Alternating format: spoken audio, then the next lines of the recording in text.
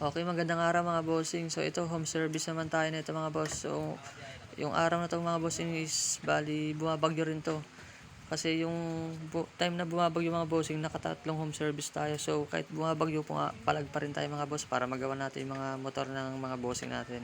So ang problema ng motor ni bossing is IEC mga boss, nawawalan siya ng minor. So ayan, dito nga is binaklas ko na yung pinaka IEC niya. Pag baklas ko nga dyan is madumi nga, napakadumi ng ano niya, spring, tapos yung sa pasukan ng IEC sa may throttle body, napakadumi.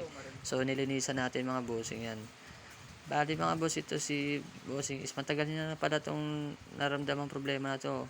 So ngayon lang siya na nag-post sa FB. So nakita ko sa FB, nag-post siya na kung sinong marunong gumawa. So malapit naman tayo sa area niya. So ayan, ginawa natin, pinuntahan natin.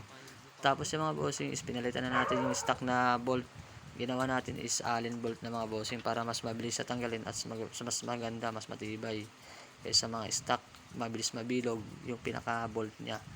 So ayan, kinabit na natin mga bossing kasi tapos na natin nagawa na reset na natin. Yung reset na yung mga boss, hindi basta-basta na bumabalik yan. Subukan na yan. May ginawa akong diskarte dyan mga bossing. Kasi iba pag ni-reset daw bumabalik agad. So ang ginagawa is manual IC yan. Stock pa rin, tapos ni-reset natin. So all good siya mga bossing. Hintayin natin kung magte-text si sir kung bumabalik. Hanggang ngayon wala pa naman siyang text sa akin. So okay yan. So ayan, tinitesting ko na mga bossing. Ayan, goods naman. Ayan na, one click siya, di ba mga boss? Ayan. Ayan, binibirit-birit ko sa dyan. So ayan, normal lang yung ano niya.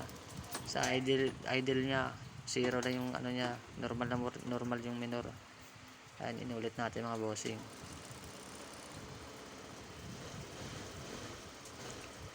Ayan, all goods na nga mga bossing. So natuwa si bossing dyan kasi hindi na siya problema kapag umiinto, namamatay. So yun lang mga bossing. Salamat.